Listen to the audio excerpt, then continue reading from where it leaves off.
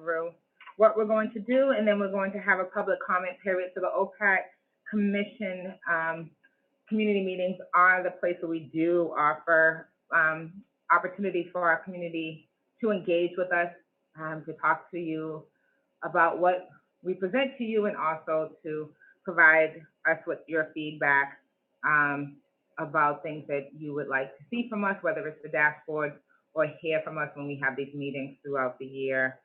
And we're also going to give you some proposed dates. So we are going to start with the introduction, which we've done. We're going to do some approval. I didn't realize this, commissioners, that we did not approve our meeting from July.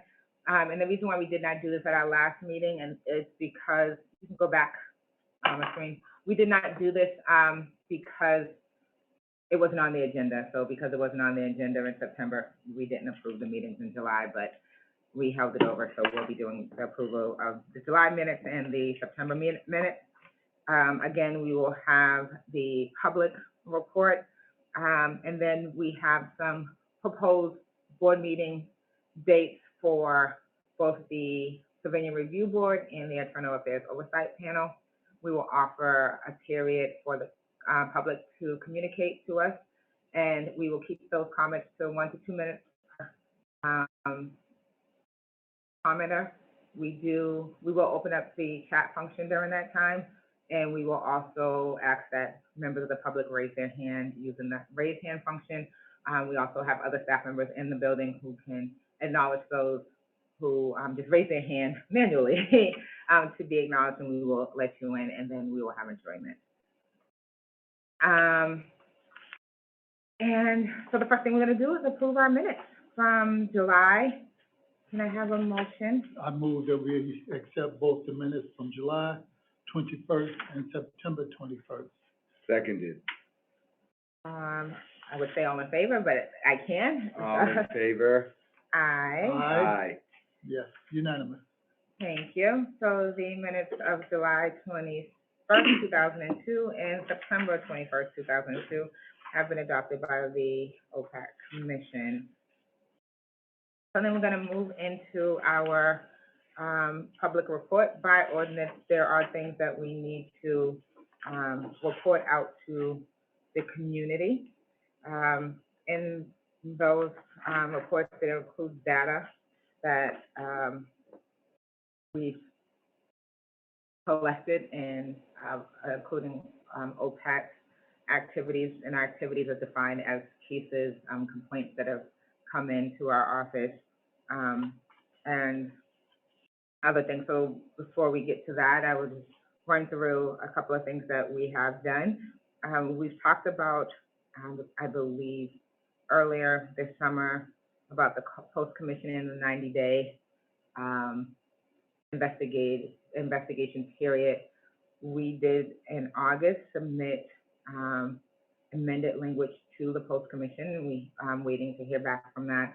That would extend the time period from 90 days for the completion of any investigation to 180 days for any law enforcement agency who has over 1,000 law enforcement personnel. The rationale from our standpoint at OPAT, again, was because in our ordinance, the way that this cycle works here is that when a complaint is filed with us and it has met the requirement that it move on to the investigative period, investigation in our office, we are required to notify Boston Police Department. The Boston Police Department, by state statute, has to inform the post-commission that they have received a complaint. And there is while they are not actively investigating it, we are investigating this complaint. And that it's still a gray area of what day the 90-day period actually starts to set. Is it the day that we received it or the day BPD is notified? But more importantly, the Civilian Review Board meets by ordinance 4 times a year. Depending on the date that that complaint came in, the 90-day may not Already run. It may have already run, or it may be, it could have come in the day that the day after the Civilian Review Board met, and there's not a chance that we would get it before the Civilian Review Board by the next board meeting. And for those who are watching, the way the system works is that we do an investigation, recommendation from the OPAT staff is then given to the Civilian Review Board. The Civilian Review Board reviews all information provided to it. They make a recommendation that then goes to the police commissioner if there's any discipline given. And of course, that's longer than 90 days. So this is where we came up with the fact that we needed more than 90 days. According to the post regulation, if we wanted more than 90 days, we would have to ask for an extension, which means every single case that we would get, we would automatically have to ask for an extension, which would be burdensome on the post commission, on us, and I don't even know if it would come from us or if we would have to send it to a BPD. There's so many gray areas with this because we are not a law enforcement agency that this amendment just seems like the better option to go. We did have a meeting with the post commission, as I reported out before.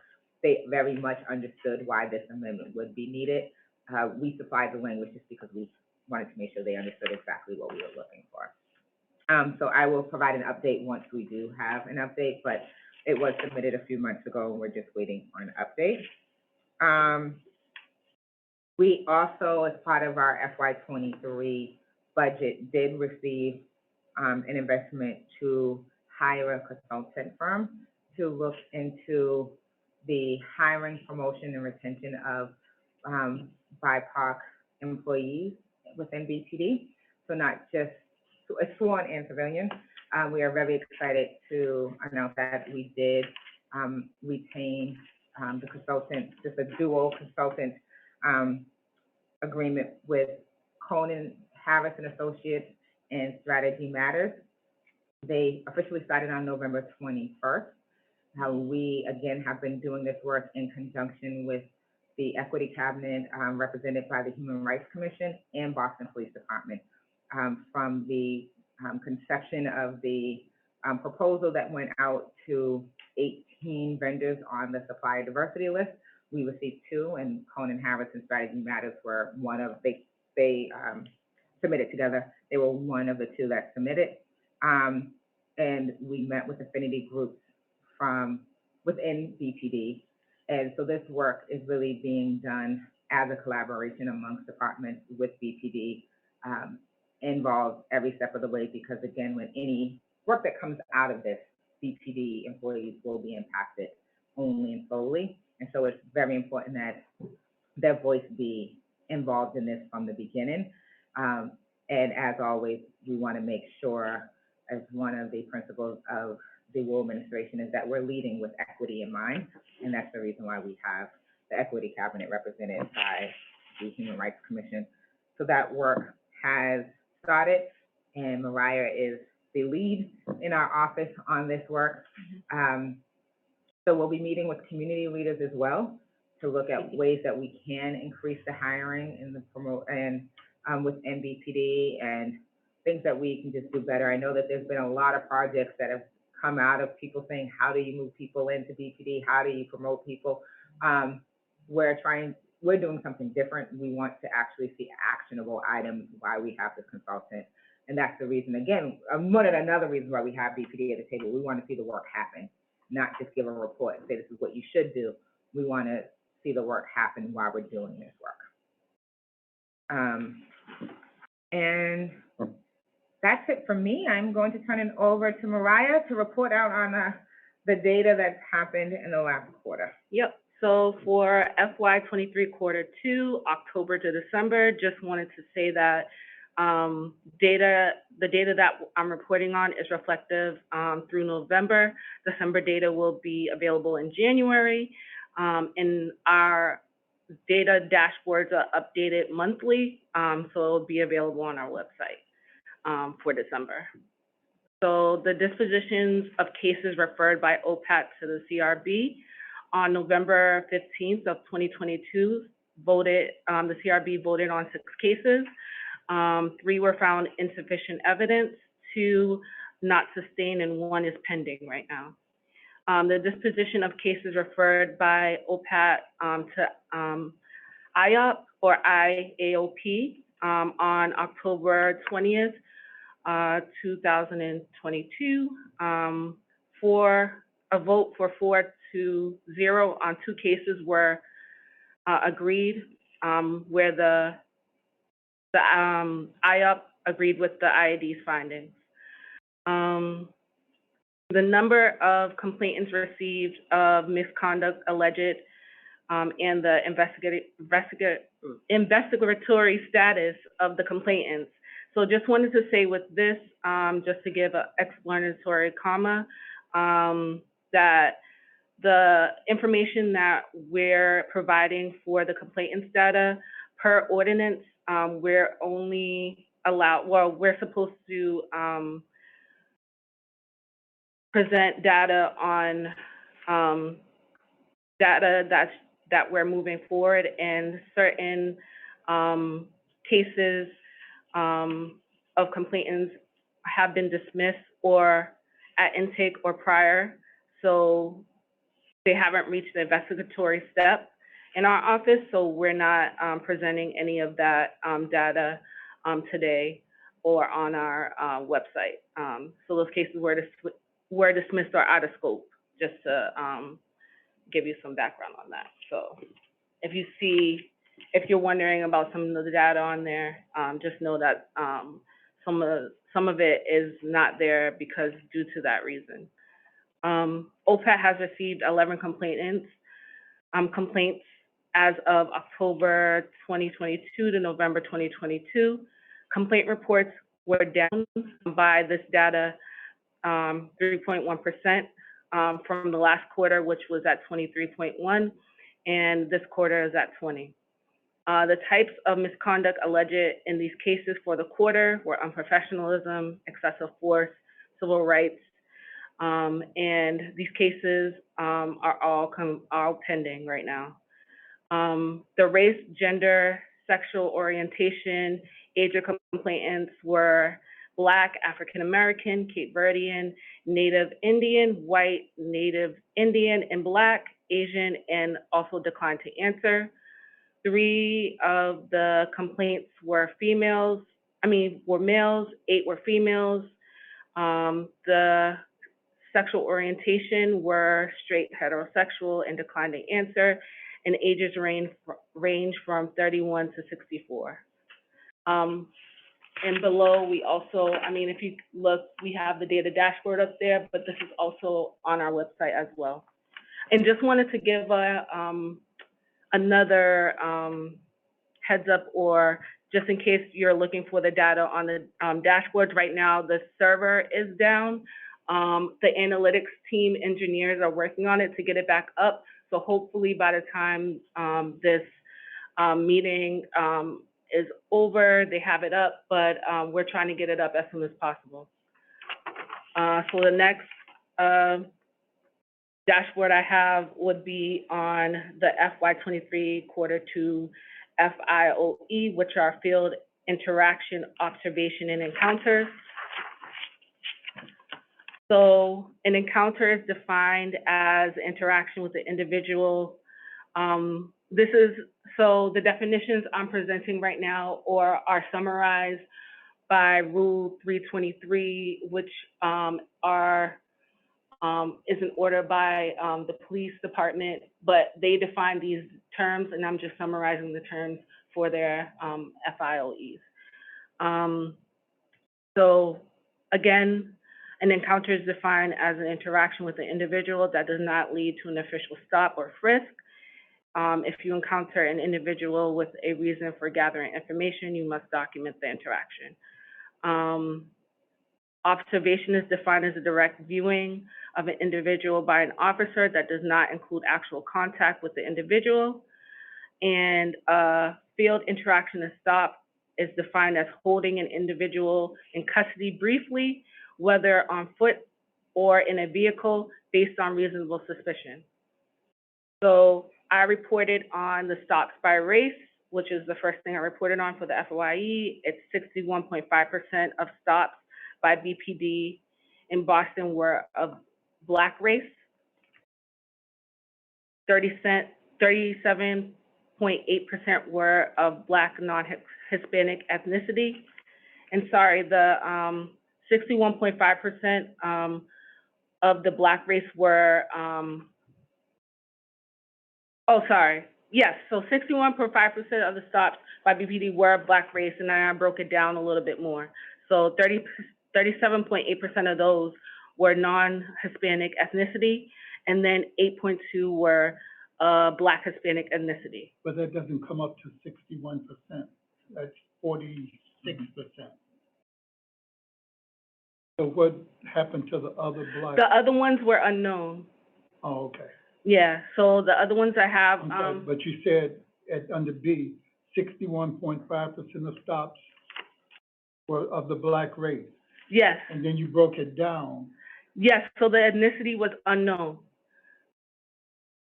So the way they report, And ethnicity, so the race is Black, but the Black, but you ethnicity. don't but the know if they're ethnicity is unknown. Hispanic or Yes, Asian or, okay. yes, and sorry I didn't document that on here, but the ethnicity is unknown. Okay.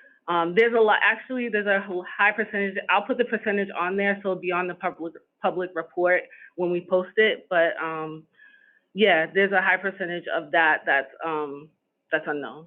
It is partly too, I think, I think the law enforcement, it's reported by the law enforcement officer, so And like so they a don't lot of always times know. they don't know. And these percentages, even the ones that I reported that are like a Black, ethnicity and then non, it could be higher for the Black Hispanic ethnicity, we don't know. Yeah. It's based on the. Yeah. And this is compared to the white individuals, of all race, all ethnicities, even the unknown at 32%, and then Asian at 0.4%. The FIOE by race and age, 74% were Black, 21-year-olds experienced an FYE compared to 10% of white. The FIOE by precinct, B2 documented the highest FOIE at 22.6, compared to West Roxbury at 0.9. Does that include the gang task force or whatever they call it? So I've been trying to get unit and, well, I have district data, but I've been trying to get unit data, which is difficult. So in my data, I have to exclude sometimes where it takes place, because sometimes they'll say it'll take place in Walpole, and that could, like, the FOI could take place in Walpole, but I have to exclude that data because it's not specifically in Boston, but that could be one of the units in BPD going to Walpole to do a FIOE, but I can't put that in my data because I don't have the unit where it came from, if that makes sense. I understand. Yeah. So these are also, it could be, some of the time, some of this data is lower than what it would be if I had the unit data, and I'm trying to get that information. Okay, so then 32% of FIOE by B2 were in 02121, which makes sense because the B2 is located in Roxbury, and that's part of one of the areas. 89% of FOIE by B2 were all male races. 71% are Black males. That doesn't include ethnicity, so I didn't break it down that way. And 18% are white males. Same thing. I haven't broken it down by ethnicity, so it just includes all races and ethnicities. One thing, just in the data collection, and I know it's officer reported, one thing that I think we've seen this in federal stats too, that could be a little concerning, is that you can have an over-representation in that 32% of white individuals. For example, in Massachusetts, you could have a lot of Latino or Cape Verdean people that they are identified, and I don't think there's anything nefarious to it, but I think it's important data points to the extent we have the data on how much of that is white Hispanic, which could be like, based on like a crude measure would be you use last name to determine that. But I think there's a story to tell, because if someone isn't like kind of visibly black, they can have them be white, even if they're dark-skinned Native American looking, Latino or something, and they would just be filling that number. And I think that the story itself would be like maybe the delta between black and white stops or Latino and white stops would be maybe even larger or look larger. And I'm not saying anyone's doing that on purpose. I think people just use their best judgment to determine that. But to the extent we get like the breakdown that we do for black, Hispanic, non-Hispanic, to the extent we get that number, it'd be good to have it reflected. Yeah, I do my best to try to get just wanted to point it out. Yeah, no, that makes sense. Yeah, sorry, Judge. I'm just thinking about the different ethnic groups within black, and you have black Asian. I haven't seen it, so all the data I reported, I haven't seen that yet. You know, I've seen black Native Indian, but not black Asian yet. you know, like we have a lot of Trinidadians living in Boston now, and a lot of them are black and Asian, or Indian from India. Yep. India. Yeah. But I know how difficult it could be.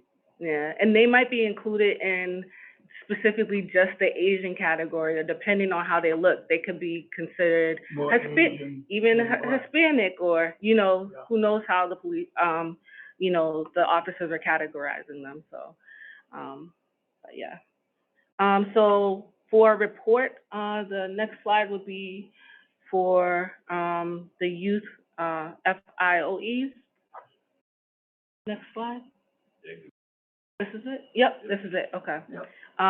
So I consider the youth 0 to 24, so that's the reports dictate that.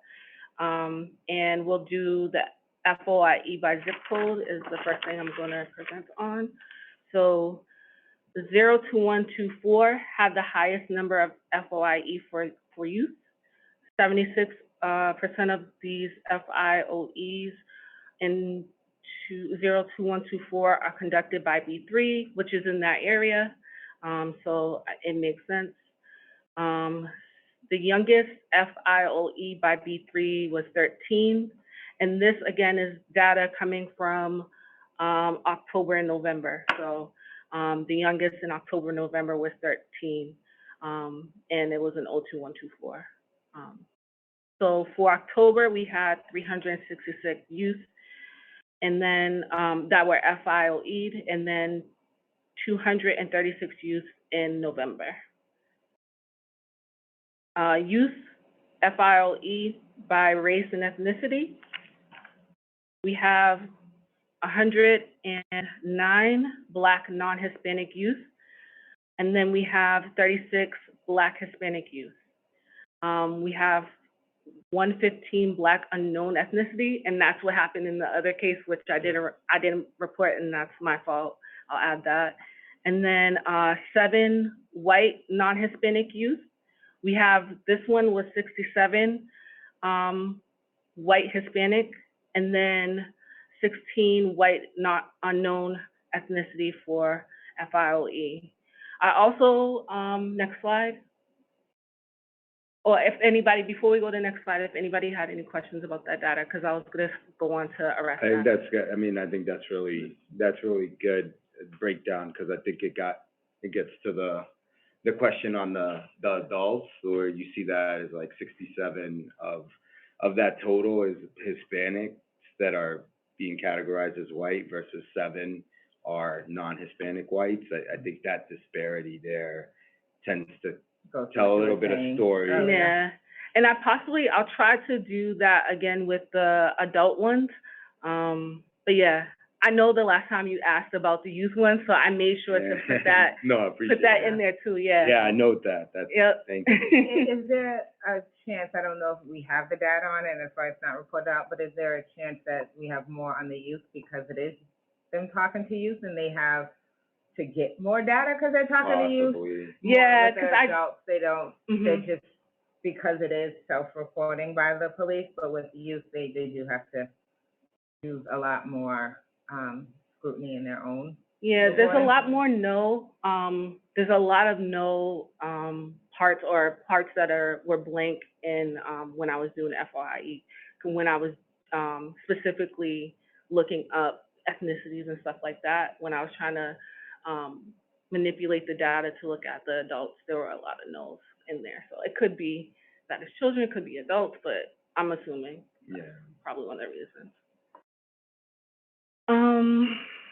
So this one is, That's what you just. yeah, this is the one I just did. Here we go. All right. So youth arrest. I thought this was important too because we have obviously an overrepresentation of both non-Hispanic Black males, but also an increasing number. And again, I'm saying this because with white Hispanics, but also the Black unknown could be of Hispanic race as well. So we're not sure, but I feel like we have an overrepresentation of those populations. So I wanted to present on the arrest to show that there are small percentages of arrests in youth, even though they're getting overrepresented in FIOEs.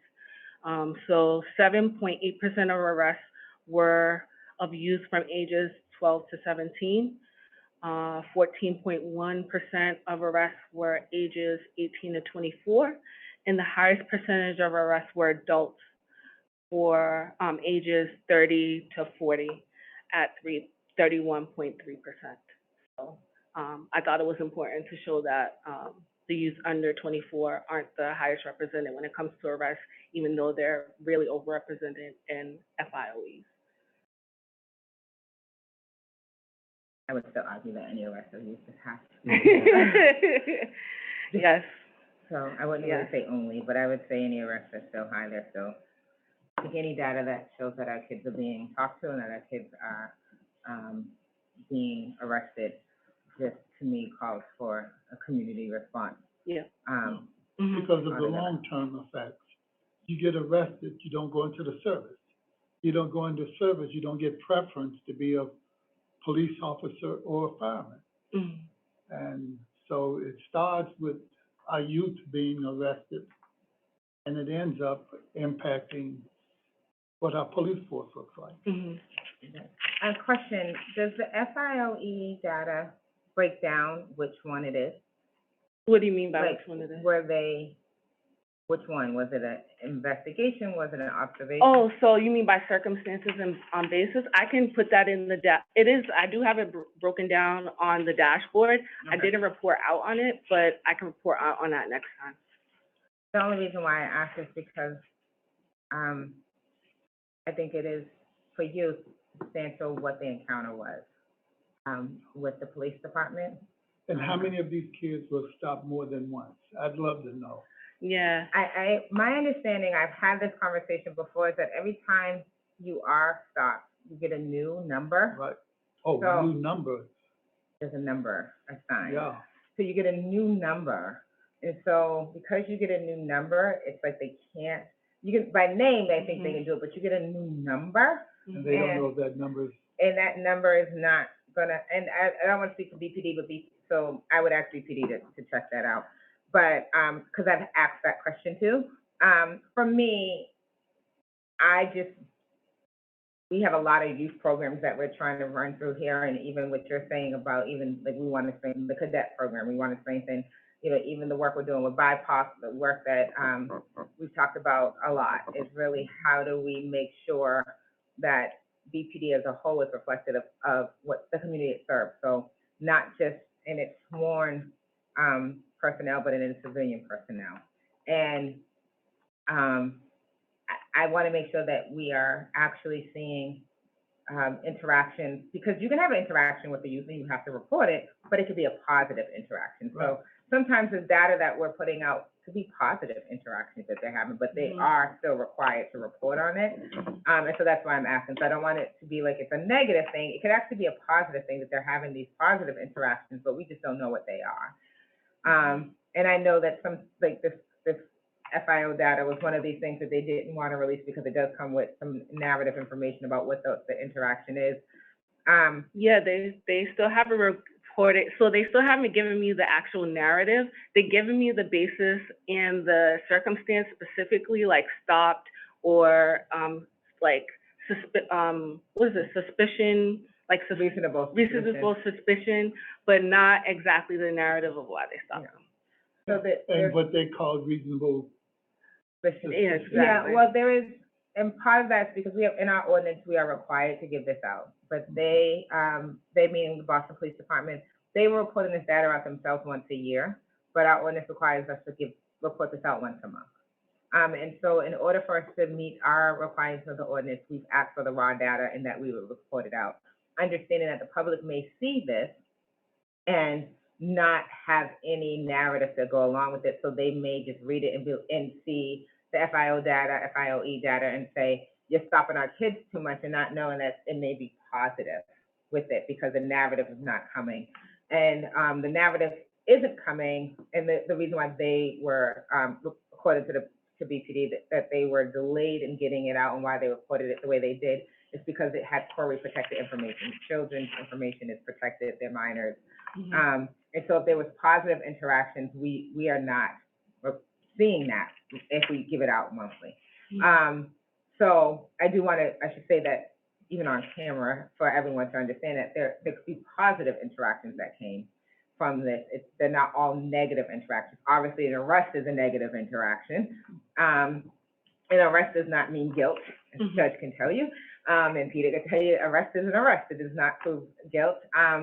But for me, I want to make sure that we should have probably put an asterisk somewhere that just says that these interactions do not denote that there was a negative interaction. There could be positive interactions. We do not know what the reasonable suspicion is. Judge, in your date, I would argue that before you and tell you to declare whether or not it was reasonable, or if even the arrest had probable cause to have it happen. But I think that this data is a gateway, and as a commission, we can always say that the ordinance acts for me the floor. It's not the ceiling. And as we've done in past commission meetings, we look at Mariah and say, we need more, because that's the floor, and it needs better explanation for the community, for us as a commission to do our job, you as chairs to do your job, to see what else we can do to get better data, to improve what's going on in our community. But I do think that the breakdown we have for the youth, we definitely need for the adults. I also think that we do need that narrative information, because it does send out a message that they're all negative interactions, and they may be, and then, even if there's a mixture, again, there's a community response that needs to happen when we see any arrest happen. And if any of these are reasonable suspicion, what is that? And what is it that we need to do as a community? What do we need to do on our board to help in the community response with the police? If it's something that we need, is it a cultural thing that BPD needs to learn that we're doing? Right, it's not taking BPD. educational for Yeah, them. it's education for them. So, we just need to know what that looks like for the narrative. Tells them what type of picture they're painting in the community by getting them to say, oh, we're doing too much of this. We need to scale that back. There's certain times of the year gonna be busier than other in our communities when there's certain celebrations going on because we celebrate it a certain way. Yes. It may make sense too for, like, when it's fill it up, encounter, observation, interaction, stop, just for the folks here or anyone there, when people are stopped, why there may be more youth, because they're like youth issues, like the last one is like an encounter, a field interaction or stop. Like, I mean, the encounter is like, that may be just kids are always in the mix with all each other, and they all witness something all the time. So there's like, when adults commit some infraction, they kind of do it not in a huge group, where kids do it in a huge group. But that would be helpful. Like, I think even without narrative, can help contextualize how many of those are, in the encounter bucket where they're asking them something. It would be like, okay, yeah, that may make sense that you're asking more kids things because of the nature It was a of what they're concert, working it was on, a yeah. school event. Yeah. A fight outside school and everybody was there, and so you're just asking everybody what happened or whatever it is. I mean, I think those are good ways to kind of get Now, at one that. of the things that I don't think we're getting with this MBTA stats, and I know we're the Boston police, Yeah. but they're interacting with our kids within the same community. Is there any way we can also see how that's, you know, at the, different stations and all? I think we would have to do a public records request for it, but, happy to. We just we don't have any control of it. I don't know what the post-commission response is to get data from them. I don't, offhand know what their data requirements are. They've hit their year already, and I know I want to say they were doing the annual report recently, but I don't know, too much. But, off the top of my head, I have their stuff all paper clipped and, dog-eared in my office, but I'm happy to get one, and then when we have our next, meeting, hopefully we'll have an answer for you Yep. by then. I don't want to always create more work, but I I think when don't we're think trying it's to get creating it. more work. I think that this Mhm. is, we are the city of Boston, and we do have multiple, law enforcement agencies that do service our community. You know, whether it's, I know that, like, we have a lot of state roads, so we have state police that may come and service our communities, as well as the MBTA, like you said.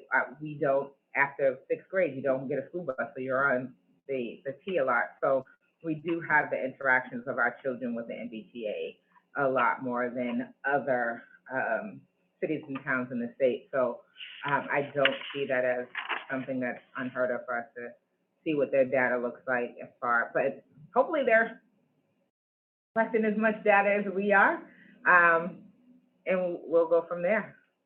If not, maybe we can ask that they do. I don't have a problem with asking someone. Yeah. The more data, Yeah. for me, the better. Get a better picture. Yeah. Yeah. Yeah. I think they should be collecting it. We should know how everyone is serviced in our community. Thank you, Mariah. No Thank problem. you very much. No problem. So, the other thing was, so the OPAT promotion and function and availability processes to the public, another section that we're reporting on. In this section, we just give you an update on some of the things we're doing internally, as a staff. Is that what we're doing next or no? Am I jumping? No, we're still in it. So on November 7th, as part of our budget, we also, had, requested and received our, year-round internship program for both high school and college students. Our high school students started on November 7th. Very happy, to report that we're a month in on her joining. Because she's a minor, I will not reveal her name or her school. Yeah. Like I said, at school, it's the Kennedy. Yeah, It's the Kennedy. EMK. Yes. And so she comes every day, after school, and she's working with Mariah, working on, a lot of different things around policy. Right now, the first 2 weeks she spent just learning about the different forms of government, who's who in government. A lot of people don't know who people are. I've said this a million times, I don't want you to file or, answer phones in here. I really want you to learn what it means to be a part of your community here. She is going to, get to experience a lot more and go on some field trips. She is going to tour some of BPD's facilities, also get to tour, with Yasmin, gets to go tour city council. I was at city council today. They're looking forward to her coming in. I've already given a heads up that she's coming. And so she'll get a variety of experiences and skill sets. We're also actively, interviewing for our college intern who will start, in the spring. And they will be more focused on evidence-based policy recommendations. that we are hoping that we can present to some of our, Boston, stakeholders around any reforms or amendments or things like that that we need to see go forward. Will she, get to visit DYS facilities as part of it? Whatever you have recommendations for, we're all on Yeah, board put that- for. Put that down. Mariah's actually, all of our, the internship program is underneath, Mariah, and, it is a new program, so we are, we're doing the whole get City Hall, out of City Hall, so there'll be no sitting in here all day long. It is really getting to see policy in place, in action. The one thing that I loved about when I started, practice, 14 years ago this week is when I started practicing. So I went straight from getting my license to go work in the State House. And then from the State House, I went to go practice law. So I got to see what we were doing policy in action.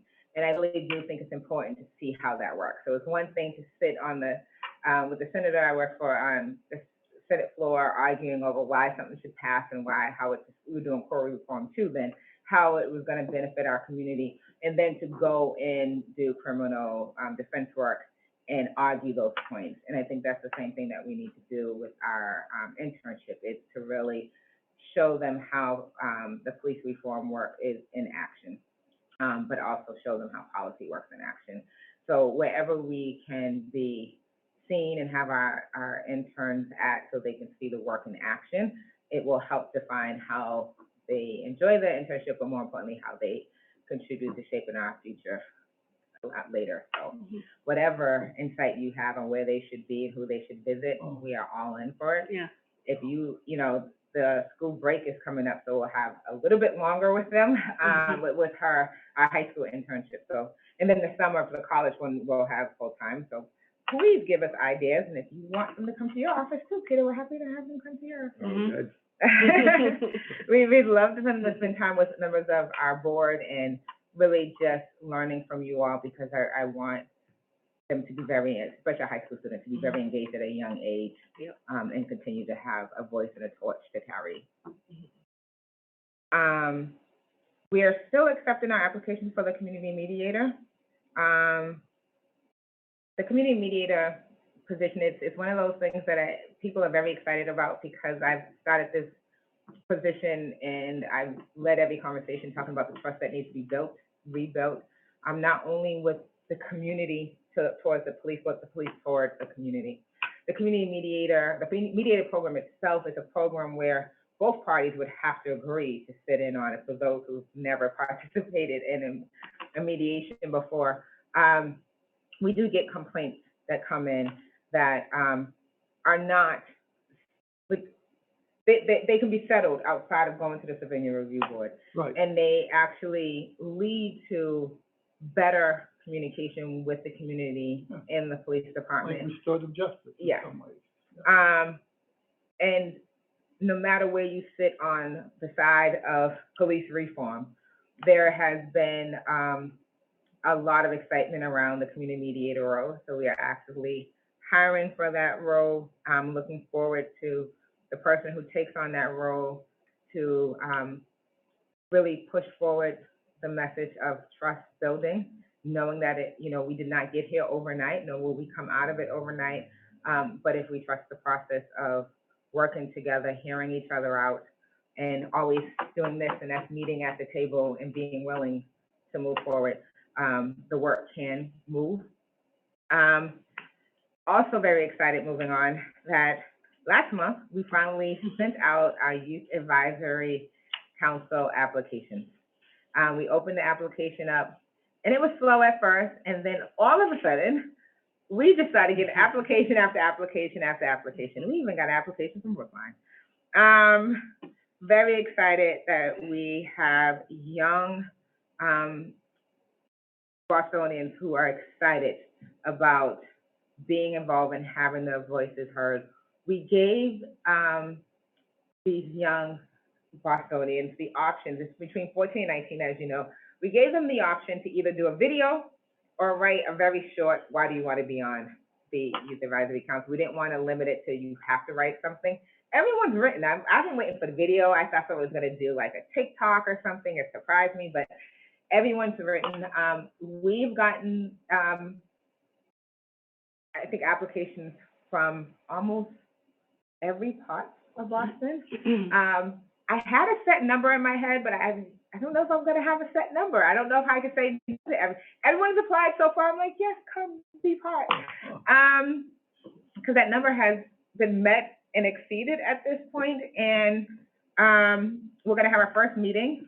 I think it's first because I feel like kids are still. It was supposed to close on the 28th of November, but the applications started coming in like really fast. That I haven't closed the application yet, and so we'll have our first meeting December 28th, and I'm looking forward to working with these young people and hearing how police reform can be better and improved with their voices on it. Are you going to come in, Judge? I want to. Please, we can send you the invite. Can you send it to? You're welcome to come. Thank you. And we're going to feed people, so we're going to feed the kids, so we'll feed you too. So the youth will be working to end the disconnect between the youth and BPD and building positive communications, connections to communication, accountability, and transparency. So very much looking forward to this. I don't know if I can be more excited about this. This is one of my babies that we're seeing come. Do you know what time? Yes, we have a meeting scheduled. 12. We'll send you the invitation. We have an invite already, so we'll just add you to it. Very much looking forward to this. Yeah. And do you all have any questions on anything else before we close out the public report section? No. Yep. Great. I appreciate all the work from my staff and everyone.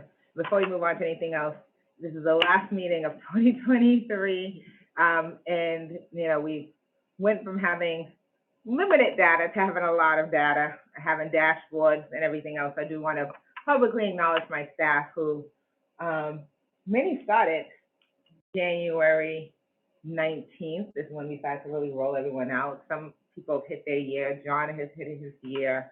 Ben has hit his year. But the majority of our staff started the beginning of this year. And I don't know how I would have gotten through any of this. And then the board all started in January. All of you all started at the same time. Literally, I think within weeks of each other, everyone was coming in. So before we move into doing a calendar, we did this calendar for 2022 earlier this year. So to be able to do a second calendar, I do want to acknowledge them about the public report and all the work you put into it. So I appreciate you all. Thank you. Thank you. Thank you. So we have a proposed board meeting calendar. Before, I believe you all have seen this, we have switched it up just a little bit. What we realized in our office in this past year, we were having a meeting every month. As you knew, we talked about this before.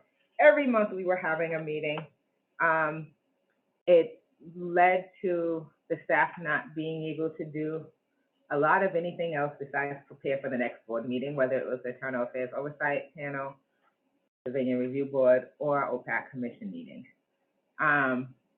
What we have moved to this time around is giving a little bit of space to get some more work done. You all, your boards will have a lot more work to put before you because you've done such great work in 2022. I think everyone has their sea legs at this point and ready to take on larger cases. We talked before about the meetings being a little bit lengthier. Civilian Review Board is getting a little lengthier, right? I think the last meeting y'all were a little lengthier. Internal Affairs Oversight Panels get a little lengthier too. I think the last meetings have gotten a little lengthier. So 2023 they're going to get lengthier. But we did allocate May as a month that we would not meet. February, May, and November would be months we would not meet. November's, it's just we realized last month, even at the Civilian Review Board, it was less board members. I think the holiday season starts to come in, people start to go away a little bit. But we wanted to really accommodate as many spaces where we could, so the board can, the staff can get a little bit more done and give you all a lot more work to do. But also in February, you're not meeting as any board, but every year per ordinance, you do have a training. So you see on here, may not have a board meeting or panel meeting, but you will have a training in February. So we did want to present this to you today so that we can get it out to your members today, so they can put things on their calendar. You want to always be at the same time, 2 o'clock? So the Oh, OPAT okay, Commission okay. meeting changes. We're supposed to have these meetings out in the community. We're still trying to figure out what that looks like.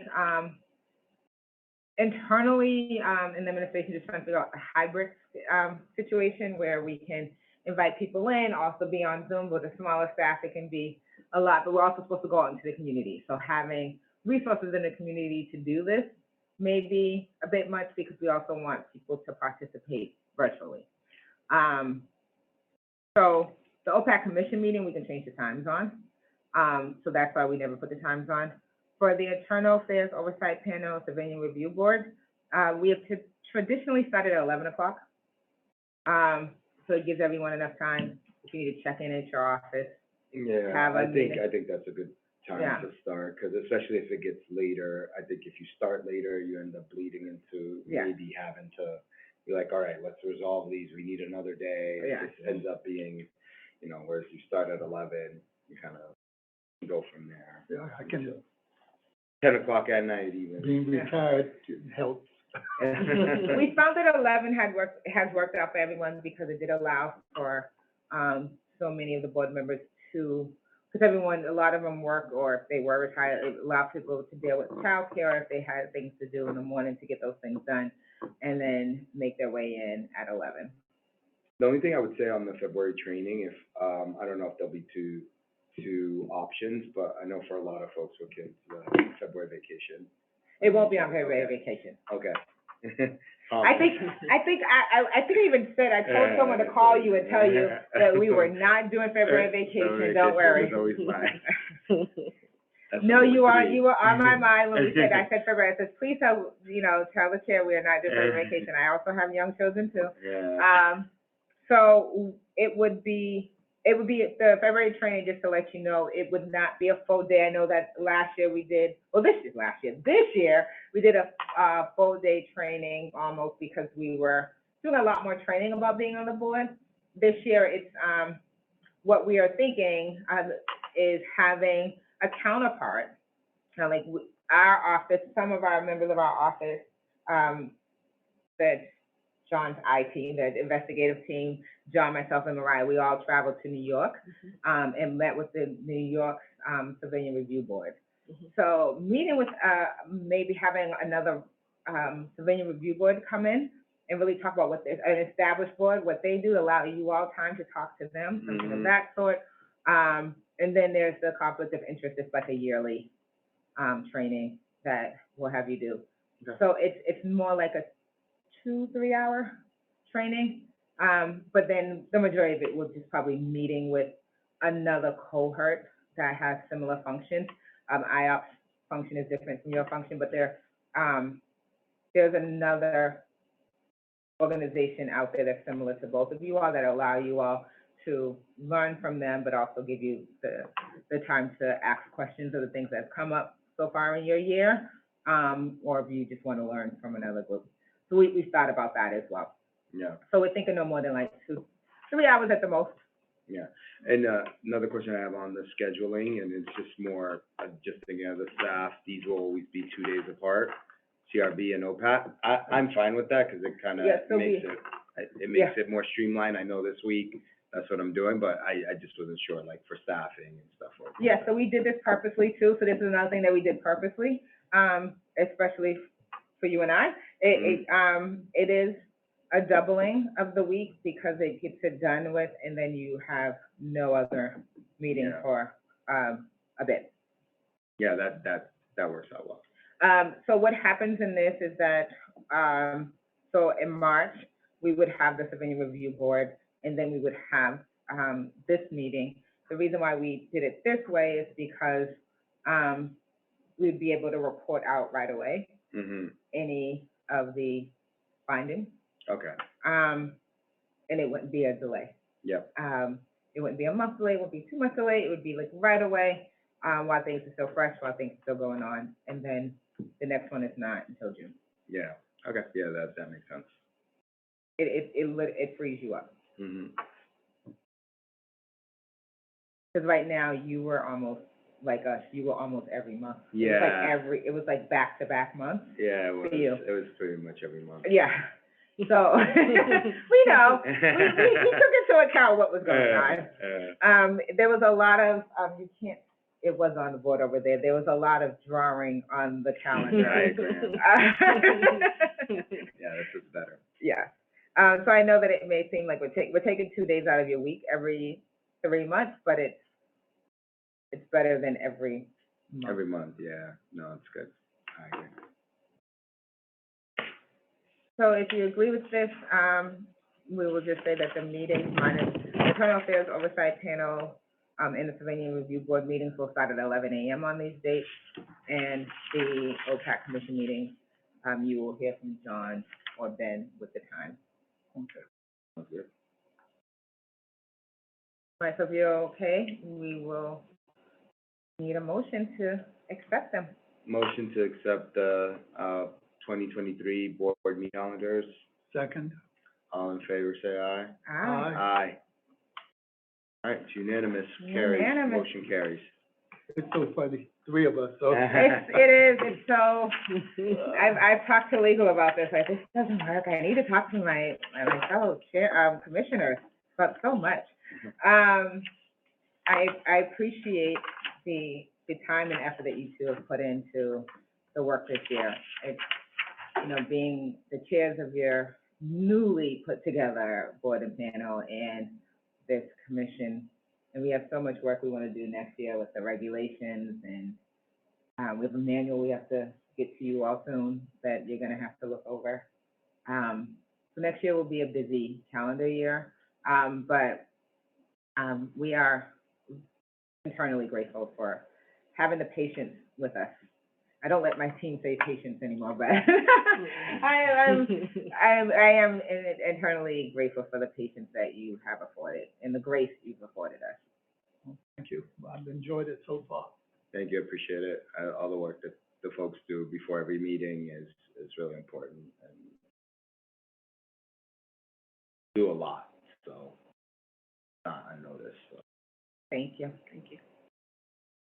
So I think now we will pause. Ben's happy with us, he has dates. And we will open it up for a public comment period. And again, for those who are, for everyone who's joining us on Zoom, the way that you will be able to provide us with your comments, and we do very much appreciate your comments. Again, as you've heard, we have been doing this for the last 12 months as a commission, and we do very much appreciate your comments on how we can do better, or if you have data points that you would like for us to also look into. There is a floor that's set by the ordinance, and if there's stuff that we can do to help you get more information, we'll attempt to get those things for you as well. So the way that you do this, please raise your hand, and either virtually with your hand, or use the raise your hand feature at the bottom of your toolbar in your Zoom. You can also type in your comments into the chat function, and we will respond to those. I also want to make sure people understand that I understand that it's not always easy to talk on a Zoom, and I want to respect that. I wasn't always someone who can talk publicly.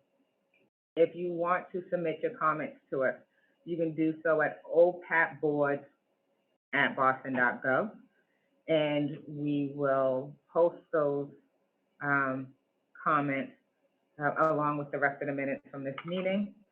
If there is a question you have for me individually or any member of my staff, you can go to boston.gov/OPAT, OPAT, and you can find all of our staff names there and click on our name. It says email, and you can email us directly. If you do not speak English and you are watching this later, you need translation, there are translation services. Please do not let that be a barrier not to speak to us. We will find a way through our language services to communicate with you. If you are speaking English, please speak slowly so that our ASL interpreters can interpret for you today. We do ask that you keep your comments brief so that others who are here can also share their thoughts. And you identify yourself so we know who you're hearing from. So I will stop talking now and let you talk.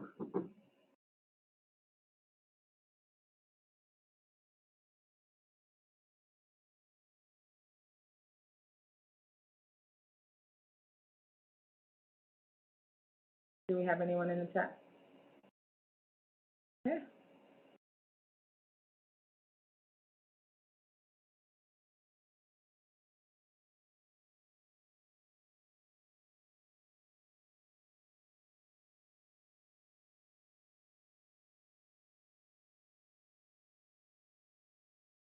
That being the case, Yeah, I move that we adjourn. Seconded. all right, all in favor? Aye. All right. The meeting has adjourned at 3:17 p.m.